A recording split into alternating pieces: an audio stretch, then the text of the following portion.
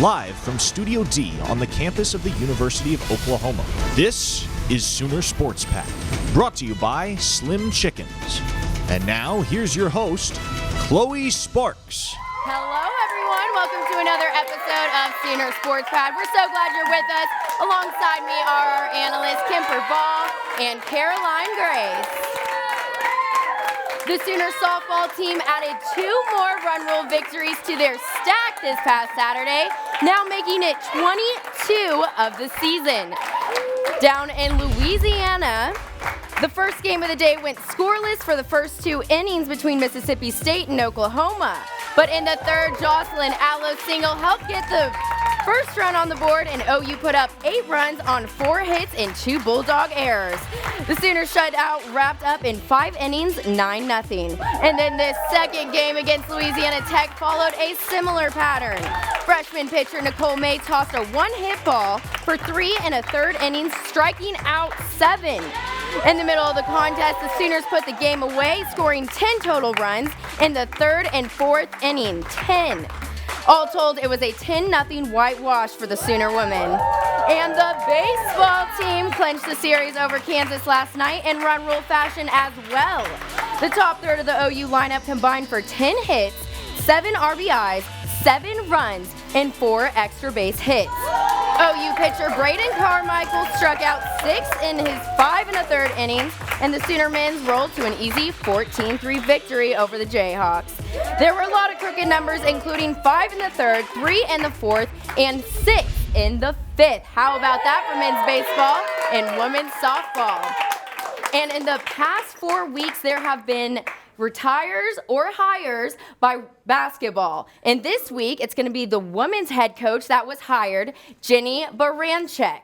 What are your thoughts on this new hire for the Sooner women's basketball team? Well, I'm really excited about Coach Baranchek. I'm really excited to see what she brings to Norman. What I think she's going to bring to Norman is a winning culture. Now, Coach Baranchek was at Drake for 9 seasons, and those 9 seasons were all successful. In her last 7 of those 9 seasons, the Bulldogs finished in the top 10 in assists, scoring, and field goal percentage every single one of those years. They never finished lower than 2nd in the Missouri Valley Conference, and last season, they led the nation in assists per game with 20.4. Now, she had a 192-96 record in that time. That's a little over 65%, and had 6 consecutive seasons with at least 20 wins. Now, those are great things to be bringing to a program. Those are the reasons that she won the Missouri Valley Conference Coach of the Year, not once, but twice. So I'm really hoping she could bring that success all the way to Norman, bring our women's basketball program up. Winning culture, let's hear yours, Caroline. I like what you said about the winning culture because it's no secret we will miss the personality of Coach Cole. But with that being said, over half the team are upperclassmen and all but one are starters. So it is time for a new era of OU women's basketball.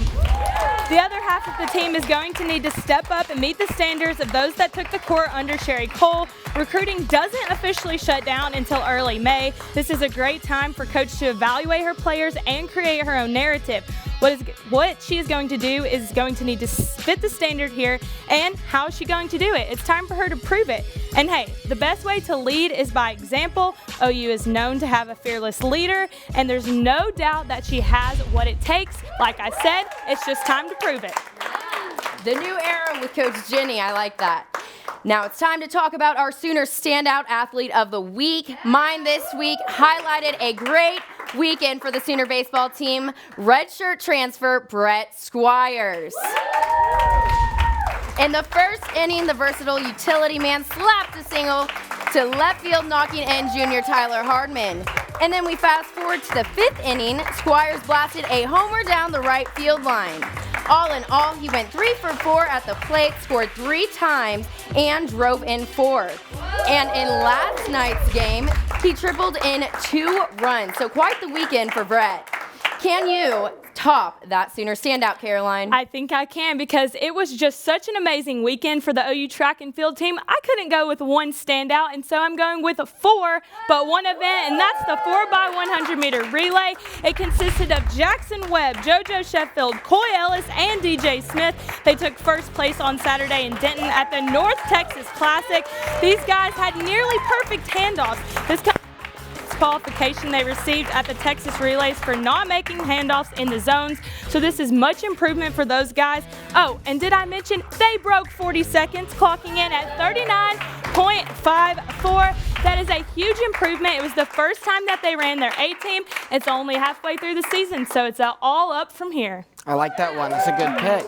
See, I'm going to go ahead. I'm going to bend the rules a little bit on the Sooner standout this week, and I'm going with a former Sooner that stood out this weekend, and that is Abe Answer. Now, Abe was having a great time this weekend playing at one of the best golf courses in the world, Augusta National, but it wasn't all smooth sailing. After being assessed a late round penalty on the 15th hole and making a double bogey, it looked like his weekend might be coming to a short end and not making the cut, but he fired back the next day, making 5 birdies, keeping himself alive to make the cut at Augusta. Second year in a row he's made the cut at Augusta. Now, the next round it was more of the same. 5 bogeys put him right back up to 3 over once again heading into Sunday, but then had another great recovery on Sunday, finishing with 4 birdies to move to 2 under on the day, and he finished at 1 over, tied for 26. It's a lower position than he finished last year, but the course we're playing really, really tough this year. There's a bright future for Abe Answer on the PGA Tour. What a great standout. I said it last year, and I will say it again this Masters. If you have questions on your short game, Abe is your answer. Stick around because whenever we return, we are going to be zooming in with team captain of men's gym, Gage Dyer. Sooner Sports Pad is presented by Slim Chickens. Slim Chickens tenders are always fresh, cooked to order, and made from 100% all-natural premium chicken. Buttermilk marinated, hand-breaded, and cooked to perfection every time. Use the Slim Chickens app and order for curbside pickup, delivery, dine-in, or drive-thru. Fresh, delicious chicken. Slim Chickens. Get Sooner Sports news and talk on demand whenever you want with the Sooner Sports Podcast. Exclusive interviews, post-game shows, and all things Sooner Sports. Subscribe today at Soonersports.com/podcast. The Sooner Sports Podcast is presented by Riverwind and Allstate. Thank you to our Cornerstone television partners, OU Health, Anheuser-Busch, and the OU College of Professional and Continuing Studies, and our community partners, Landers Auto Group, Coca-Cola, and OU Health. Welcome back to Sooner Sports Pad. Now, I know that you've been dying to hear the interview with team captain of the OU men's gymnastics squad, Gage Dyer. Recently, he was nominated for the 2021 College Gymnast Association's Specialist of the Year. Let's get right into it with Sooner Sports Pad's Sydney Vollier. I'm here with senior men's gymnast Gage Dyer. Gage, thanks so much for joining us this evening. I appreciate you guys having me on. No problem. It's been a ride of a season so far. What has been your favorite moment? Honestly, like within this past weekend, being able to win conference and, kind of adding to the streak that we have going was kind of a really awesome moment for us. Obviously, you guys are preparing for nationals this weekend. Besides wanting the natty, what are your personal goals? It'd be pretty cool to All-American on floor and vault. Those are my best events. It'd be nice to end with, those achievements and goals. And you guys had a huge win over Stanford at home, defending the field house. How did that feel, and how did that help the team's confidence going forward? It's always exhilarating to compete in the field house, especially with a good team. So it was a fun competition all the way through, and, just being able to get through that and, keep our streak going there. I mean, it's been going on for way longer before I've came here, but it was just a really sweet moment knowing that all of our hard work paid off. And you had a huge meet last week, stuck the vault to help clinch the conference win for your team. How did that feel? It felt amazing. It was really funny. I woke up in the morning and I kind of knew that I was going to stake that vault. So it was really nice to actually be able to, follow through with my plan. And it was really exhilarating for me and for the rest of the team. And you're almost in your last few months of being a senior gymnast. What are you going to miss most about this team?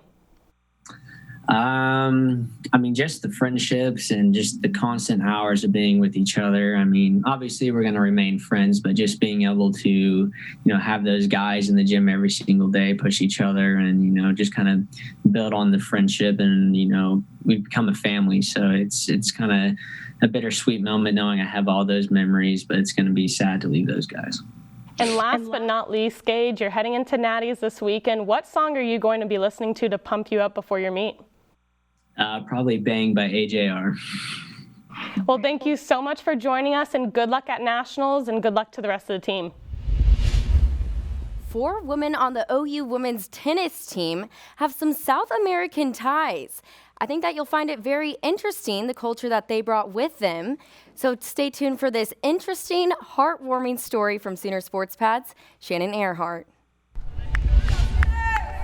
The definition of a connection is the relationship in which a person, thing, or idea is linked or associated with something else. This is something you wouldn't expect from a team with 4 girls who were raised in South American culture. Argentina, Peru, and Ecuador combined have a population of over 96 million people. So how did these women end up together on the same 9-player roster? We were playing in Brazil, pro tournament. I didn't know her before, and we had to roommate. She was my roommate for a couple of days, and after that we had some tournaments that in Argentina too, and in Ecuador, and we just decided to give it a try. I've never lived in Peru. My dad was born and raised in Peru. I played for Peru for a bit though because I wanted to be on the national team and I have a Peruvian passport. I never really got to meet Dana, but I knew of her because she was up and coming, one of the best players in Peru. Coach Audra Cohen created an early relationship with one of the players. And when she recruited one, she had no idea it would be a package deal. I came here to Oklahoma and I told Audra, the coach, that she was a pretty good player and she was looking to come to college as well. So I tried to basically recruit her. Yeah, she didn't need to do too much to recruit me. We built that relationship since 5 years ago, or more, and it was pretty easy for her to recruit me to be here. They've been in the United States for quite some time now, but you know what they say, old habits die hard. In South America, you just grab the hand and then you just do a kiss in the chest. Yeah, yeah. Here it's just a high five or something. South America's also clay court. That's kind of different, and also here it's just one set and everyone is so intense all the time. And these South American Sooners complement each other both inside and outside the white paint. Here you play as a team, they are cheering for you. In Ecuador it's just you play by yourself. Also the coach cannot be inside with you on court, so here that's a benefit. You also have your teammates next to you and cheering for you, and I think that's really has helped me a lot. The chemistry between these athletes plays the main role in why this team is dominating doubles. We're not naturally doubles players, but we understand that, and then we come together and then we work out just fine. I like being more aggressive. She likes, do you like being more passive, I guess? Yeah, I like it more. Yeah, but it's also cool that she speaks Spanish too. Well, Marty was injured by the time, so we had to play doubles together. It was pretty cool to play with another person, because I was not used to play another person besides Marty. So it was nice to see someone different. Making a connection leads to the start of a relationship. But these 4 women did more than just that. When people say, yeah, OU feels like we are a family, and we actually are, Caroline, why don't you ever kiss me on the head like that? I don't know. Don't go anywhere. Whenever we return, we are going to be talking national championships and the Masters.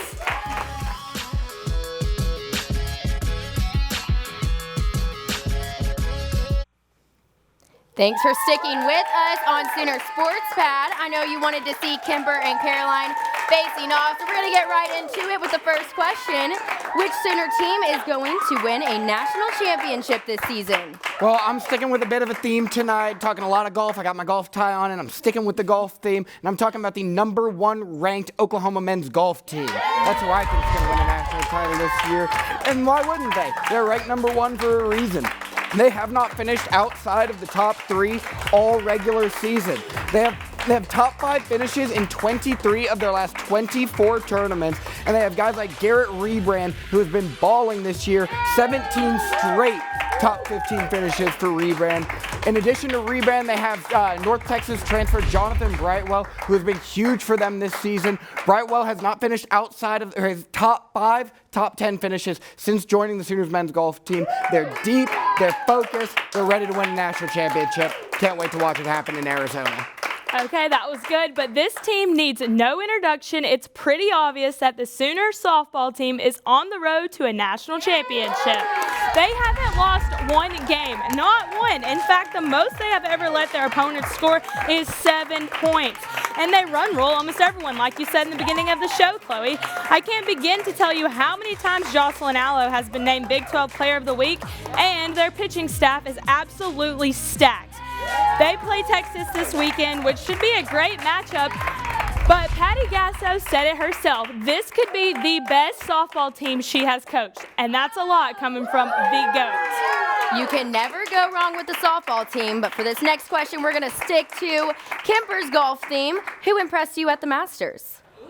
Well, he truly kind of came out of nowhere, but it's not the last time that you will hear of the name of the American golfer, Will Zalatorius. He shot 2 under par on 70 on Sunday and had scores of 70, 68, 71, and 70 again. For reference, 2 years ago, he was ranked 1,514th in the world. And when the 2020-2021 PGA Tour began, he had no status. Now he is 27th in the world. Now, he has gone on record to say that he credits the shoes that he started wearing in July, says he hasn't gotten out of the top 20 since then. So maybe it's the shoes, maybe it's the skill. Guess we'll find out later on. That's a good pick. I'm going with a guy that finished just a few spots ahead of him. Not going to overthink this, not going to get too cute with it. I'm going with our Masters champion, Hideki Matsuyama. Yes, and specifically I want to talk about his 3rd round. Now, this is on the 11th tee where he just blasts his drive out to the right. Might want some more time to think about it. Well, he got it because they called for a weather delay right after that, and the minute they came back, he was in a zone. He was pin seeking the whole way. He ended up birdieing that 11th hole and keeping that momentum going to birdie the 12th hole. Getting through Amen Corner 2 under is nearly impossible, but he did it as he parred the 13th and 14th hole before an eagle at 15. And after that 15th hole eagle, he really started to run away with it. Ran all the way back to Japan with the green jacket for the first time ever. Very excited for him. Very excited for Japan. Great stuff. All great calls. Now you need to win your audience over with the last thing they're going to remember of you, your viral videos. Let's see them. All right, this is my last viral video, and I'm going to shake off Kemper's golf theme and stick with mine, and that's the funny kids. Check out this little bowler. I'd be lying if I said I could do it any better, but he just absolutely trips over himself. He's okay, though. And check this out. Strike. Bam. I don't know if I could do it any better than that. He is strutting off that. I can't tell if he did it on purpose or not. That's my bowl hold a pose right there. I like it. I like that kid. It's a good one. For me, I'm going right back to my golf theme. I'm talking about golf, and I'm talking about Rory Mcilroy. Now, Rory had an up and down Masters tournament this weekend, but maybe the biggest problem he had was on the first in his first round. Take a look at this.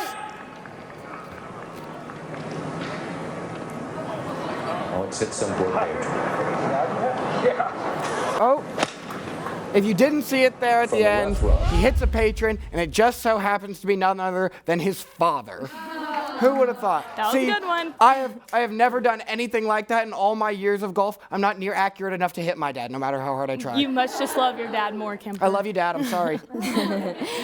Audience, it's your time to vote. If you think that Caroline won face-off, let's start cheering.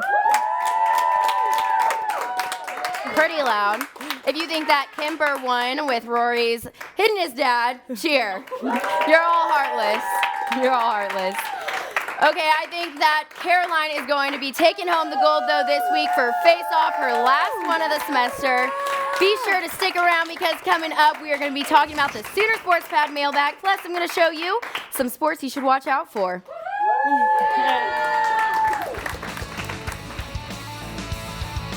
A few things to watch for this weekend are the baseball team hosting Texas Southern Tuesday at 6:30 and Wednesday at 4. And then the track and field team competing in the Sooner Invitational begins on Friday.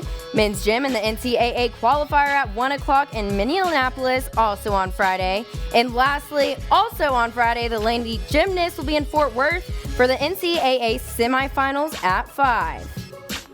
For the last few minutes of the show, let's take it to your questions now on the Sooner Sports Pad mailbag. Audrey Goodson wants to know, what was your favorite moment from the Masters this weekend? This was an easy one for me. So it happened right after the 18th hole. A lot of people might not have seen it, but after Hideki won the Masters, his caddy went, he put the flag stick back in, and he actually turned and bowed to Augusta National. If you don't know, Augusta National, it is basically holy ground. It is the highest of highs in golf culture, and it was just an amazing show of respect and appreciation for the golf course that I really loved. Yeah, I'll make this quick since we already got to see it on camera. It was Rory hitting his dad. You can't top that. That's a good one. Thank you so much for tuning into Sooner Sports Pad this week. We'll be back here again next week, next Monday night. Be sure to follow us on social media at Sooner Sports Pad. Tweet out your questions so they have a chance to be featured on the show. Good night.